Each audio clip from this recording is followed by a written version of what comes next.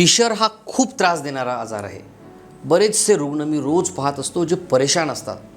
त्यांना अतिशय जास्त वेदना होतात, त्रास होतो या फिशरमुळे. तुम्हाला जर हा त्रास असेल तर तुम्ही जाणून घेतलं पाहिजे की फिशर म्हणजे काय, काय याचे लक्षणं असतात, कसं आपण कुठल्या लक्षणावरनं फिशर आपण ओळखू शकतो आणि काय उपचार याचा केला पाहिजे. असे कुठले घरगुती उपाय आहेत जे जर तुम्ही केलेत तर तुम्ही या व्याधीपासून पूर्णपणे बरे होऊ शकता. ह्याच सगळ्या गोष्टी आपण या व्हिडिओमध्ये शिकणार आहोत आणि म्हणून तुम्हाला जर फिशरचा त्रास असेल तर हा व्हिडिओ तुमच्यासाठी महत्त्वपूर्ण आहे आणि म्हणून एक एक गोष्ट जी मी सांगणार आहे ती व्यवस्थित ऐकायची आहे आणि इम्प्लिमेंट करायची आहे. नमस्कार, मी डॉक्टर शीतल टोंगसे तुमचं खूप खूप स्वागत करतो डॉक्टर टोंगसे होमिओपॅथी या यूट्यूब चॅनलवरती. आतापर्यंत जर तुम्ही या चॅनलला सबस्क्राईब केलेलं नसेल तर लगेच सबस्क्राईब करा, कारण तुमच्या आजाराशी रिलेटेड सगळी महत्त्वाची माहिती मी या चॅनलवरती देत असतो. फिशर म्हणजे काय, सगळ्यात पहिले आपण हे समजून घेऊ. गुदमार्गामध्ये होणारी जी व्याधी आहे, ज्यामध्ये काय होतं, ज्यामध्ये कट लागल्यासारखं होतं. इथे बघा, ह्या डायग्राममध्ये तुम्हाला लक्षात येईल. फिशर जर सोप्या भाषेत आपण समजून घेतलं तर फिशर म्हणजे फाटणे, क्रॅक होणे.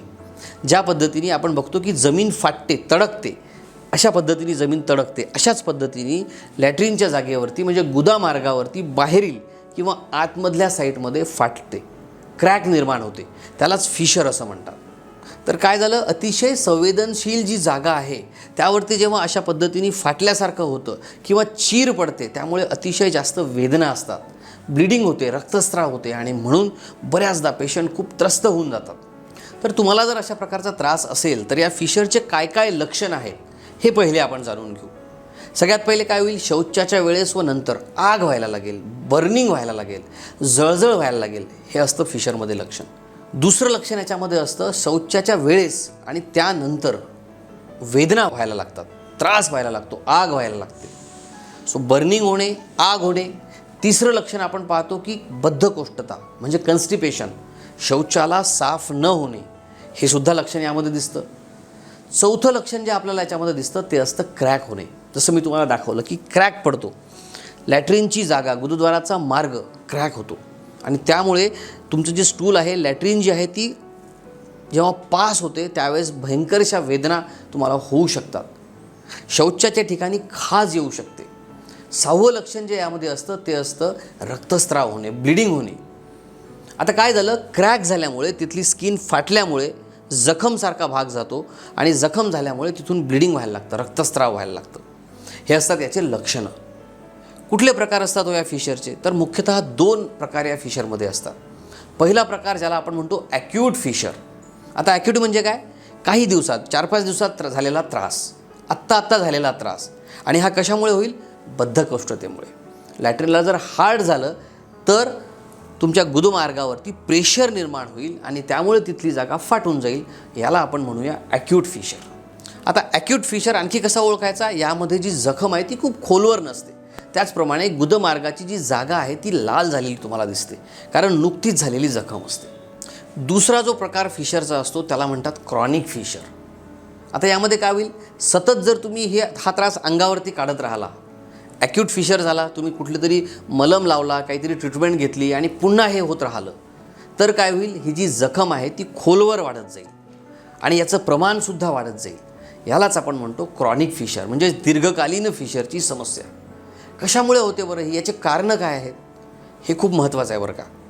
फिशरच्या कारणांना समजून घेणे अतिशय महत्त्वाची बाब आहे, कारण कुठल्याही आजाराची जर कारणं आपण समजून घेतलेत तर ते कारणं आपण दूर करू शकतो आणि त्या आजारापासून पूर्णपणे बरे होऊ शकतो.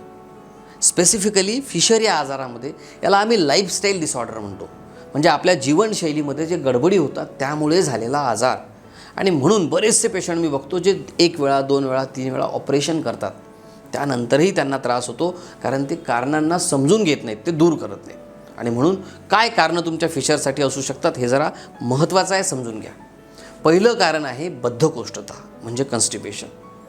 मी सुरुवातीपासून सांगतो आहे, हार्ड लॅट्रिन जर झाली, पोट जर तुमचं साफ झालं नाही तर काय होईल, तुमच्या गुदमार्गावरती एक दबाव तयार होईल, प्रेशर निर्माण होईल, ज्यामुळे तुमची ही जागा फाटू शकते.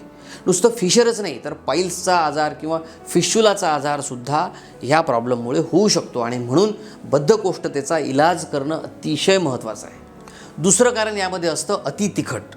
किंवा अति तेलकट किंवा बाहेरील पदार्थ ज्याला आपण म्हणू, बाहेरचे पदार्थ जास्त प्रमाणात खाणे, यामुळे सुद्धा हा प्रकार वाढू शकतो. तिसरं जे याच्यामध्ये कारण असतं ते असतं खूप जास्त मांसाहार करणे, मसालेदार भाज्या खाणे, मद्यसेवन करणे, तंबाखू खाणे, धूम्रपान करणे. ह्या सगळ्या वाईट सवयींमुळे सुद्धा तुमचं डायजेशन बिघडतं, तुमची पचन क्षमता खराब व्हायला लागते आणि पर्यायाने तुमच्या लॅट्रिनच्या जागेवरती दबाव निर्माण होऊन फिशरसारखा त्रास तुम्हाला होऊ शकतो. चौथं महत्त्वाचं कारण, सतत बैठे काम. आपण बघतोय आजकाल वर्क फ्रॉम होम चालू आहे. जे लोक 5-6 तास पहिले काम करायचे ते आता 10-10, 12-12 तास एका जागी बसून काम करतात, पैदल चालत नाहीत. याने सुद्धा प्रॉब्लेम होतो. 5वं कारण आहे अति जागरण. तुम्ही जर रात्री भरपूर वेळपर्यंत काम करत आहात त्याने सुद्धा तुम्हाला हा त्रास उद्भवू शकतो. 6वं कारण आहे जेवणाच्या व कामाच्या अनियमित वेळा. केव्हाही जेवण करणे. बरेचसे पेशंट मी बघतो सगळे कामं आटपून जेवण करतात. सकाळचं जेवण दुपारी 2, 3, 4 वाजता करतात. रात्रीचं जेवण 10, 11, 12 वाजता करतात. आणि जेवण करून जर तुम्ही झोपलात तर तुमची पचनशक्ती खराब होऊ शकते आणि पर्यायाने पाईल्स, फिशुलासारखे त्रास तुम्हाला उद्भवू शकतात. आणखीन एक कारण यामध्ये असतं ते म्हणजे अनुवंशिकता. फॅमिलीमध्ये जर हिस्ट्री असेल किंवा घरामध्ये सगळ्यांना जर सवयी असतील अशा प्रकारच्या ज्यामुळे तुमचं डायजेशन डिस्टर्ब होईल तर तुम्हाला हा त्रास उद्भवू शकतो. आता सगळ्यात महत्त्वाचा मुद्दा, जर तुम्हाला फिशर असेल तर याची काय ट्रीटमेंट केली पाहिजे. 2 प्रकारची ट्रीटमेंट असते. एक असते मेडिकल ट्रीटमेंट आणि एक आहे तुमच्या लाईफस्टाईल मॅनेजमेंट. तर लाईफस्टाईल मॅनेजमेंट हा फिशर या आजारामध्ये महत्त्वाचा भाग आहे आणि म्हणून त्याकडे थोडं लक्ष दिलं पाहिजे. काय केलं पाहिजे, तुम्ही जास्तीत जास्त पाणी प्या. दुसरं काम तुम्ही केलं पाहिजे, फायबरयुक्त आहार घ्या. फायबरयुक्त आहार म्हणजे काय, ज्याच्यामध्ये फायबर्स जास्त आहेत अशा प्रकारचा आहार. त्यावरती माझा सेपरेट व्हिडिओ आहे, तो सुद्धा तुम्ही बघा. शीतल टोंगसे फायबरस फूड असं लिहा. तुम्हाला शीतल टोंगसे सर्च करा यूट्यूबला, शीतल टोंगसे फायबरस फूड असं जर तुम्ही लिहिलं तर तुम्हाला हा व्हिडिओसुद्धा दिसून जाईल. हा व्हिडिओ पण तुम्ही बघा. त्याचप्रमाणे तुम्हाला रेग्युलरली ठरलेल्या वेळेवरती लॅट्रिनला जायला पाहिजे. बरेचसे पेशंट मी बघतो सकाळची वेळ त्यांची निघून गेली की ते टाळण्याचा प्रयत्न करतात आणि मग तुम्हाला लॅट्रिन हार्ड होऊ शकते. त्यामुळे वेळेवरती लॅट्रिनला जा. आणखीन एक चुकीची सवय तुम्ही सोडली पाहिजे, ती म्हणजे बाथरूममध्ये खूप जास्त वेळ बसून राहू नका. बरेचसे लोक टॉयलेटमध्ये मोबाईल घेऊन जातात आणि बसून राहतात. त्याने तुमच्या गुदद्वारावरती प्रेशर निर्माण होऊ शकते आणि हा त्रास होऊ शकतो. म्हणून खूप वेळ बसायचं नाही. जर तुम्हाला फिशरचा त्रास झाला असेल, क्रॅक असेल, त्याला साबण लावू नका. त्याचप्रमाणे याचे 2 मुख्य दुश्मन जे आहेत, एनिमीज जे आहेत, ते आहे बद्धकोष्ठता. तुम्हाला जर कन्स्टिपेशन असेल तर इमिजिएटली ट्रीटमेंट घ्या. डाएटमध्ये परिवर्तन करा, फायबरस फूड खा, तुमच्या डॉक्टरांना भेटा. तुम्ही माझ्याशी पण कन्सल्टिंग करू शकता. तुम्हाला जर फिशरचा त्रास असेल, तुम्ही परेशान असाल तर मी खाली व्हॉट्सॲप नंबर दिला आहे, मला व्हॉट्सॲप करा, मी तुमच्या प्रश्नांची उत्तरं देईल.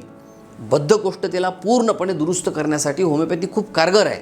त्याचप्रमाणे पाईल्स, फिशर आणि फिस्चुलासारखे आजार पूर्णपणे मुळातून बसवण्यासाठी सुद्धा होमिओपॅथिक औषधोपचार अतिशय फायद्याचा आहे. तुमच्या जवळपास कोणी डॉक्टर असतील त्यांच्याकडनं ट्रीटमेंट घ्या किंवा माझ्यासोबतसुद्धा तुम्ही कन्सल्टिंग करू शकता. लक्षात ठेवा, फिशर या समस्येकडे दुर्लक्ष करू नका, दीर्घकालीन आजार होऊ देऊ नका. बद्धकोष्ठता असेल त्याची ट्रीटमेंट करा. काही पेशंट्समध्ये आम्ही बघतो त्यांना वारंवार लॅट्रिनला जावं लागतं, जुलाबसारखा त्रास होतो, त्यामुळे सुद्धा फिशरची समस्या वाढू शकते. आता आपण समजून घेऊ होम रेमेडीजबद्दल. काय घरगुती उपाय तुम्ही करू शकता. तो पहिला उपाय तुम्ही केला पाहिजे ॲलोव्हेरा जेल. ॲलोव्हेरा जेल जर तुम्ही दिवसातून 2 वेळा लॅट्रिनच्या जागेवरती, गुदमार्गावरती जर लावलं तर यांनी तुम्हाला बराचसा आराम पडेल. तिथली जी जखम आहे ती भरण्यासाठी सुद्धा यांनी तुम्हाला मदत होऊ शकते. दुसरा घरगुती उपाय तुम्ही करू शकता कॅस्टर ऑइल, एरंडीचं तेल. हे तुम्ही रोज रात्री झोपताना 10 ml 10 दिवस घेतलं पाहिजे. याने काय होईल, तुमचे आतडे क्लीन होतील, तुम्हाला जो कन्स्टिपेशनचा त्रास आहे तो पूर्णपणे बरा होईल आणि तुमच्या फिशरवर जे प्रेशर येते आहे ते कमी झाल्यामुळे तो पण लवकर बरा होईल. सीड्स बाथ तुम्ही घेतलं पाहिजे. त्याचप्रमाणे तुम्ही जर 2 व्हीलर जास्त चालवत असाल तर ते तुम्ही टाळलं पाहिजे. आणखीन एक अगदी सोपा घरगुती उपाय मी तुम्हाला सांगतो, ते आहे खोबऱ्याचं तेल. तुमच्या फिशरच्या जखमेवरती तुम्ही जर रोज सकाळ संध्याकाळ कोकोनट ऑइल जर यूज केलं, वापरलं, त्यांनीसुद्धा ती जखम लवकर बसू शकते. लक्षात ठेवा, फिशर हा आजार पूर्णपणे दुरुस्त करता येतो. कुठलंही ऑपरेशन करायची गरज शक्यतोवर पडत नाही. म्हणून होमिओपॅथी घ्या, घरगुती उपाय करा, स्वतःच्या जीवनशैलीमध्ये बदलाव करा. हा व्हिडिओ जर तुम्हाला आवडला असेल तर तुमच्या मित्रांपर्यंत नक्की पाठवा, कारण त्यांनाही या गोष्टींची खूप जास्त गरज आहे. त्यांनाही याच्यापासून खूप काही शिकायला मिळेल. हसत राहा, आनंदी राहा. धन्यवाद.